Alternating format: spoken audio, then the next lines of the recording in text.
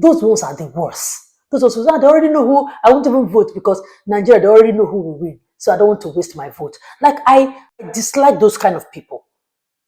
And they complain the most. You want a better country and you don't want to play your part? Why don't you vote for who you want to vote for? Even if the person doesn't win, but you know you voted for the person, voted for who you wanted to vote for.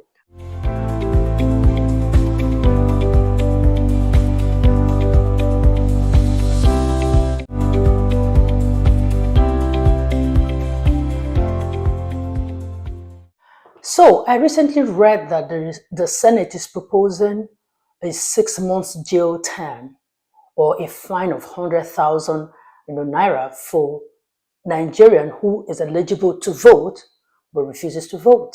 Now, this bill, which has passed second reading, was sponsored by Speaker Abbas Tajuddin and Honorable Daniel Ago, and it seeks to amend the Electoral Act and make voting a legal obligation for all Nigerians aged 18 and above.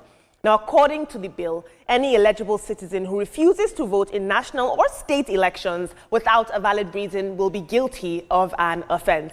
Now, the lawmakers are arguing that the proposal is aimed at tackling widespread voter apathy, which they describe as a serious threat to Nigeria's democracy. The bill authors point out that despite having millions of registered voters, actual voter turnout remains alarmingly low, a trend that they believe requires their urgent legislative intervention. I don't know how I should feel about this thing, but for me, I kind of like it. Why? Now, hear me out. Voting is the right of every, now in this case, Nigerian, who is over 18. We all cannot constantly be clamoring for a better Nigeria and then something as simple, as easy as voting, you don't want to vote. Like, it is, to me, while I understand freedom of expression, freedom to do things, but voting should be one of those things that you should take seriously. I remember then when, during one of these election here, when I want to, maybe then I had somebody who I wanted to vote, I wanted to win, like my preferred candidate. So when I'm talking with somebody, like, we want to have that conversation about, okay, who do you want to vote for and why do you want to vote for the person? Like a very, mature civil conversation like that. The first question I ask is, do you have your PVC? If you say yes, I said, okay. And then I go ahead to ask, are you going to vote? You say yes. And then maybe I ask, who do you want to vote? If you want to tell me, and if it's somebody that I also want to vote for, then we'll start talking. Like, why do you want to vote for this person? Why? And then we'll talk. If it's not somebody I want to vote for, like you want to vote for someone else, we also have that conversation, like why? And then you constructively and respectfully tell me why you're voting for that person. And then I tell you, oh, why? This is why I'm voting for that. Respectfully, this is why I'm voting for who I want to vote for. And it's respectful, right? We might end up, convincing each other, but then we still stick to who we want to vote for, or we may end up not agreeing, like we agree to disagree respectfully. But you see, those ones who will come out, they want to argue about why this one is the preferred candidate, but then they tell you they don't have PVC. I don't even engage those people.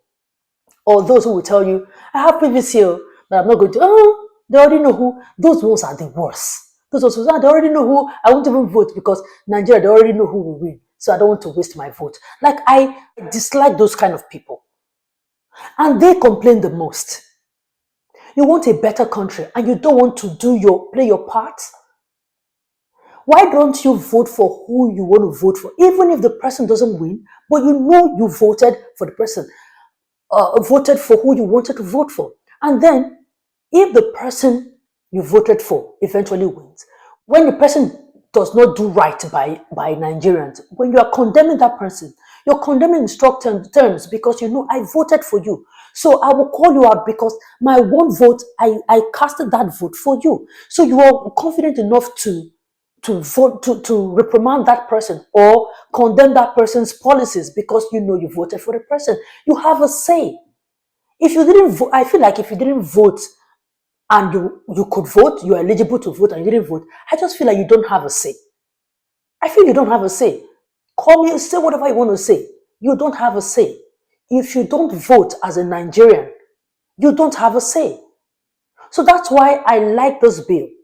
I like it because I feel like we all should get involved. Even if who you voted for didn't win, and it's not who you voted for that won. You are also in a way that, okay, I didn't vote for this person. So when you're also condemning the person, you condemn the person in strong terms, say, well, I didn't vote for you, but now you are the president of everybody, even if I didn't vote for you. And then you can still condemn the person. Even if who you voted for eventually wins, if the person is not doing right by Nigerians, you can still condemn the person. So I don't know why you are an eligible citizen to vote, and you just on election day you just sit down at home, and people want to always put it on like security. Now, I'm going to make reservations for areas where there are security challenges. So those ones, I get it. If they're saying for some reasons you can't vote in a particular area because of security concerns, it's okay. I get it. But not some people. They are voting, their polling unit is just at the front of their houses. Some of them is just like a primary school, like a walk, like a few minutes walk from their homes. And on election day, they will just sit down. You will not vote. And then when the country is the way it is, you will want to be the first person to come. Just shut up. If you can vote, you have your PVC, or you refuse to go get your PVC because you feel like my vote doesn't count, then your opinion doesn't count either. Then we don't want to hear you talk. I am saying this because I'm very, very passionate about this thing. Since I became an eligible voter, I have been voting even as a journalist. As a journalist, I vote before I go to cover events. When we're going to cover elections on election day, I vote. Early in the morning, I quickly cast my vote and go. Most times I try to, because election day, where I'm always in the afternoon beat. So I deliberately take afternoon beat so that I can vote in the morning. So I always vote before I go cover elections. Yes. Why? Because I know that, you see, that my one vote is just one. But it is priceless. It is expensive. If I'm casting it for you, that my one vote is like 1 million votes in my eyes. So I take it seriously. I don't know why I will have a PVC on election day. I'm not sick. I am well. My polling unit is around me, is close to me, and I can't vote. Another set of people I want to call out is those ones, you live in Lagos, but then you go and register in your village to vote. Now, there's nothing wrong with that. When you know that the way election is in Nigeria, on election day, you cannot move. Why not you travel few days to the election and go and vote in your village? Since you don't want, I don't know why you don't want to put your polling unit where you live. Fine. But make sure you arrange, since it's already there, make sure you arrange, you go and vote. Voting is your power. It's the law. That is the only thing you can do one of the things you can do as a bona fide citizen of a country. You see, America, green card holders cannot vote. Only citizens can vote. No matter the kind of visa you have, the permanent stay you have in America, as long as you're not a citizen, you can't vote. So that is how how high they place voting. But yeah, what I'm invariably trying to say is that voting is very important. Why should they want to? Like I wouldn't think that voting should be what you should naturally just do if you're an eligible voter. Why does it have to get to a point where they have to put a law to make you vote? Like, I feel if you don't want to vote, call it whatever it is. I feel it's irresponsible if there is nothing humanly stopping you from voting. is just on the ground that I don't want to vote. My vote will not count.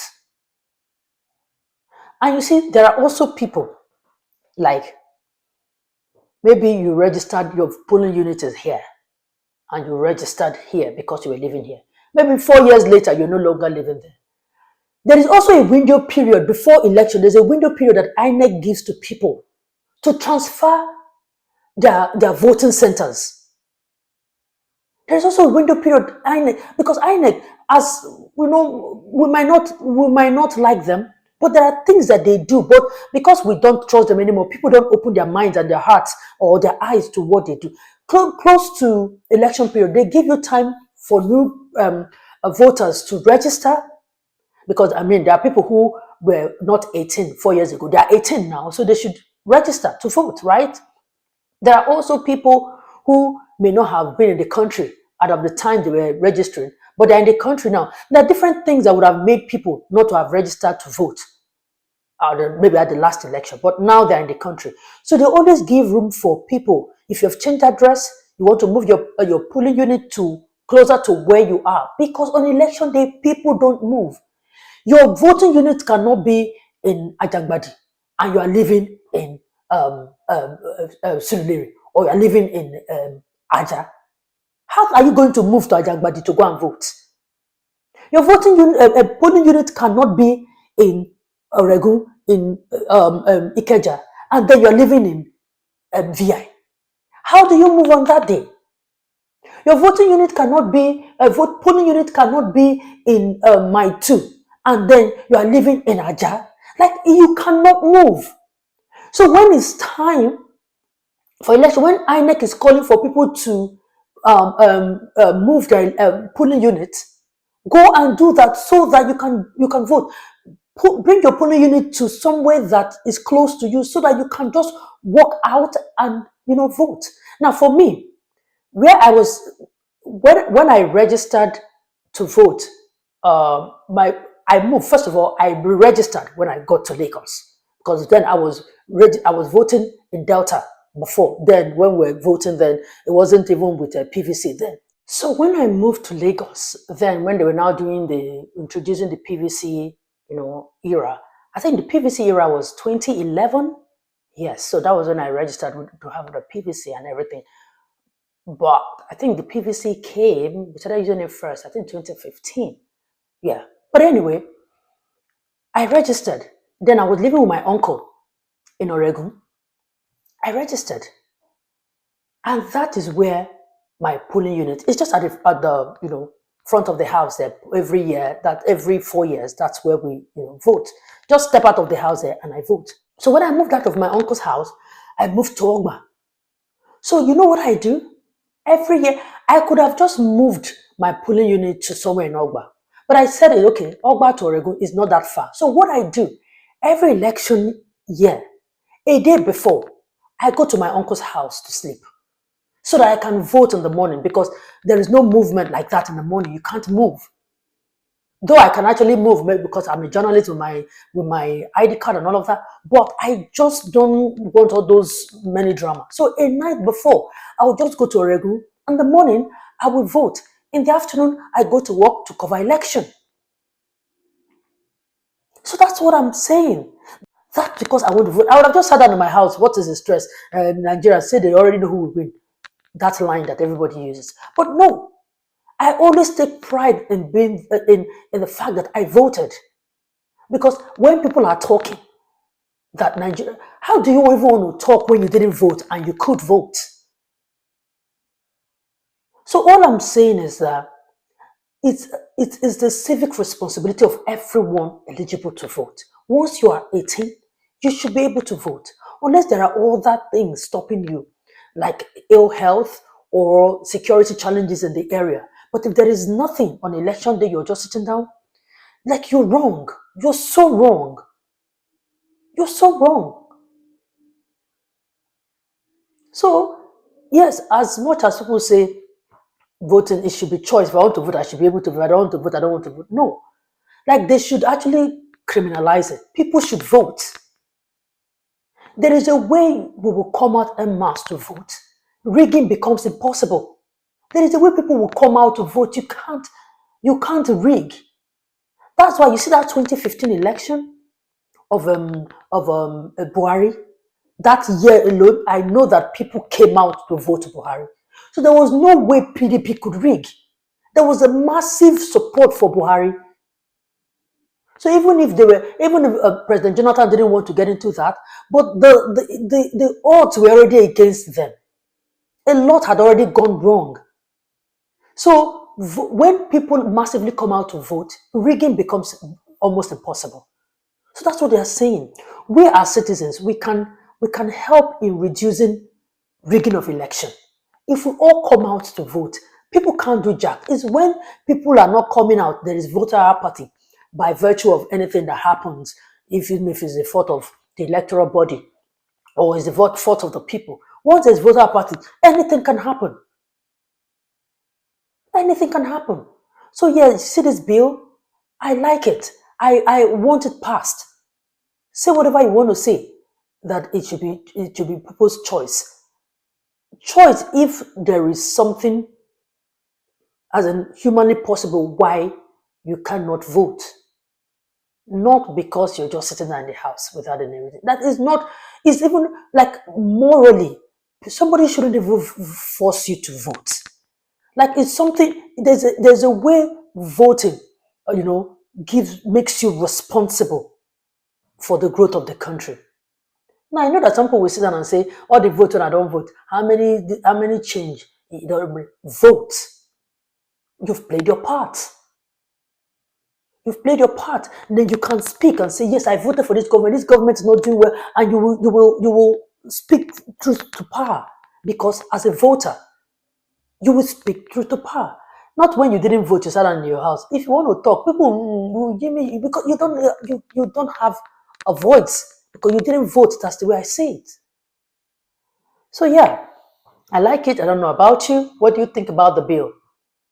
I know that I know a lot of people have lost hope in this electoral process. But if they do this, people might take it seriously. So tell me, what do you think? Do you think it's a good thing? Let's continue the conversation in the comment section. But thank you so much for watching. Don't forget to subscribe, like, and share. I see you again in my next video. Bye for now.